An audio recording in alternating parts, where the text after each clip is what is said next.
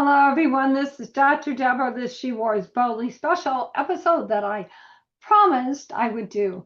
A few weeks ago, I put out some videos and some shorts because we went to the Star Trek convention. It was the 60th anniversary of the beginning of Star Trek, which started with James Kirk and the Enterprise.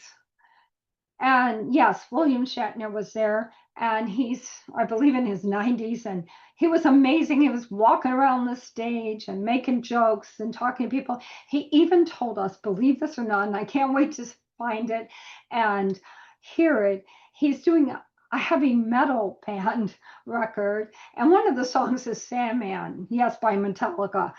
So he's still living the dream. He had stage 4 cancer with his daughter, and they both made it through. Always a plus when we can get through cancer, right? And it's given him a new lease on life, and he's excited and he's having a lot of fun. But I really want to talk to you about the founder of Star Trek. That's Gene Roddenberry.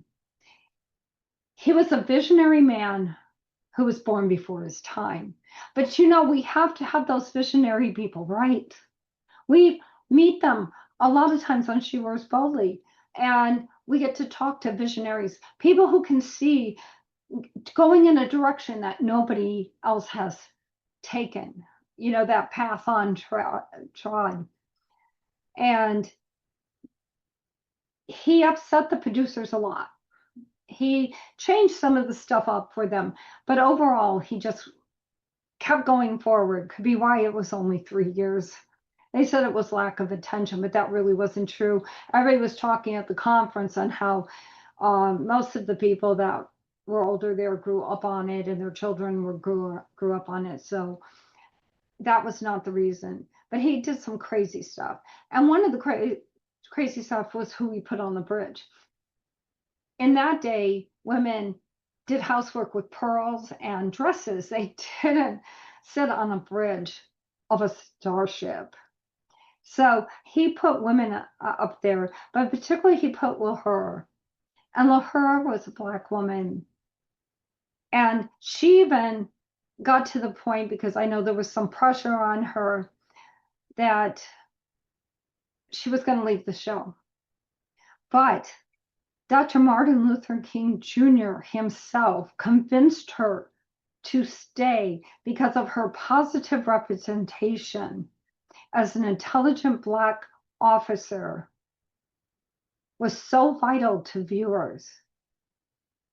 And she later went on from there to actively recruit women and minority astronauts for NASA. How cool is that? Another person he brought up on the board was a Japanese American Sulu. Now, this wasn't that long after we had Japanese put in internment camps. And then to make things even crazier, we have Chekhov. And he was brought on the bridge during the height of the Cold War. So that was definitely a controversy. Mm-hmm. Then, of course, we had Spock. Everybody, even if you're not a Star Trek follower, probably have heard of Spock. The Vulcan. Yeah, I can do the Vulcan. And he was Leonard Nimoy, and very famous, and went on he had an acting career. I actually saw him acting in Michigan in a theater in the Round, where he did almost the whole thing for Fantastics. But yes, he was definitely a strong actor and much missed. But the thing was, he was half human and half Vulcan. So this was something of, you can be two different races and still be a powerful person.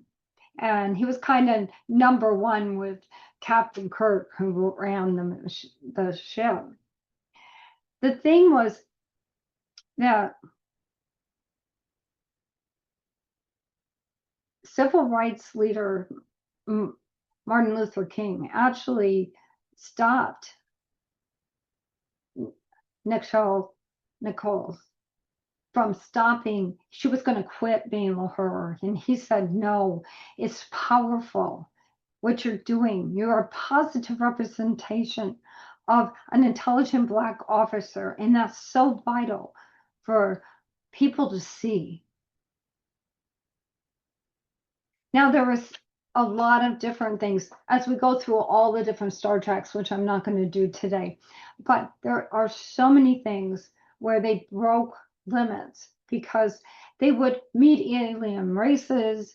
The alien races would be on their starships, and it really broke through things, including something called the Borg.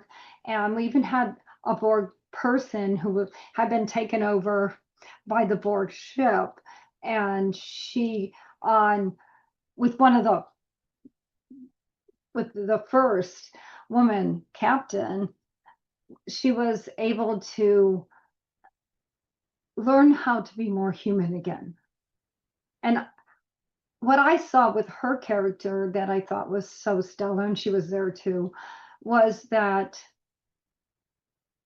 sometimes when we've been hurt, sometimes when we've been shut out, we don't want to let the world see our feelings. It's kind of like we don't get that mind control, but she learned through this to be more human. And that's something we can all learn from and do. So I promised you, and I got like 3 Klingons singing in the hallway, and they're singing this whole song from an episode of Star Trek. It's pretty amazing. They're singing it all together. And I asked one, I said, how did you learn this? I mean, that's a long song in Klingon, which I don't know if you ever saw it, but Kelsey Grammer, back when he was doing Frasier, they had an episode where his son was going to have his bar mitzvah, but he didn't know how to say anything Jewish because his wife was Jewish, but he wasn't. So he had a guy at the radio station teach him Klingon. Well, actually, thought he was being taught how to speak in Jewish language, but he was actually taught Klingon. And so when he finished, one of the boys walked up and said, "Hey, your dad does a great Klingon." He's like horrified, but he learned it too. Personally, I don't think I could do it. I have trouble speaking English some days, so I don't know if I could ever speak Klingon. But we also have some people who showed up there, and it's just a lot of fun. There was a lot of costumes, but everybody, I can't say it enough, everybody was so friendly, so nice, thousands of people, nobody pushed, nobody shoved, auditorium was full, people respected each other, helped each other, and were there. People waited in long lines, but they were friendly and they talked and they shared their favorite Star Trek moments. It was just an incredible experience and an incredible group of people. So I'm going to let you watch some of the footage that I took. And this is our special episode of She Roars Boldly. But I want you to continue to roar out there, whether you're a Klingon or whether you're from Cincinnati or Baltimore or Wisconsin like me. We all need to be roaring, and we all need to remember that we need to be kind, supportive to each other, no matter what planet they have come from. So hang on and listen to this.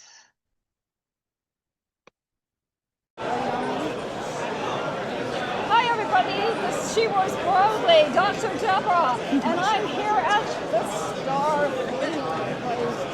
We are going to be talking to people who are vending here, people who are talking here, and this is so exciting because I'm a big Truckee fan, all right? And I have 2 people here. Would you like to introduce yourself to the audience? Certainly. So I'm Mallory Knipe, and I am the co-executive director of our nonprofit Admiration from Minneapolis, Minnesota. And I'm Emily Miller, and I am the other co-executive director of our nonprofit Admiration, and also from Minnesota. Yeah, tell a little bit about some of the places that you help. Okay, sure. So Aidmiration really exists to bring attention to some of the existing humanitarian work that's being done. And so we target pop culture conventions. And what we do is we find out of the talent that's going to be at that particular convention, what are the organizations that they care about, what are they involved in. So at this particular convention, we're representing PanCan, which is pancreatic cancer, Pablo Foundation is childhood cancer, the Trevor Project, Hollywood Food Coalition, and Pop Culture Hero Coalition. And these are all organizations that multiple of the Trek talent that are here this week are actively involved in, either volunteering, giving their time, fundraising for. So we're really just here to kind of spread the word about the causes that our lovely Trek celebrities care about and trying to get fans involved. Mainly because right now is such a challenging time for so many organizations for funding. And because we live and we love in this community that is so generous, that is so optimistic, that has such hope for the future, we really wanted to give Trek fans and other fans of this kind of media an opportunity to come together to be a force for good and to actually make a difference while they're here and they're feeling that energy. And because nobody can really save everybody. Nobody can do everything by themselves.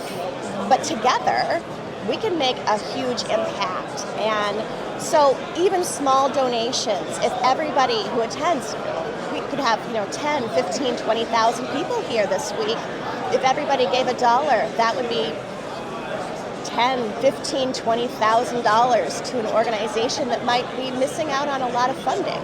So that's our goal, our dream, our hope, our mission. We want to help make an impact, and we want to do it with the people that we care about, who we know really want to help build this future that they believe in.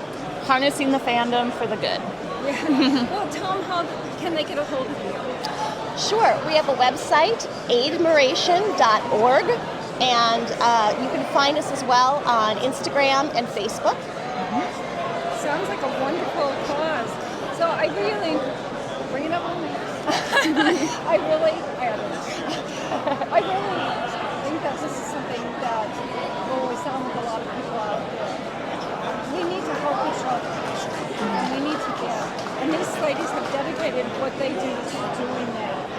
And look for a podcast, a forum with them, and learn more about their organization. Anyway, go boldly into that dark night, all right? See you later.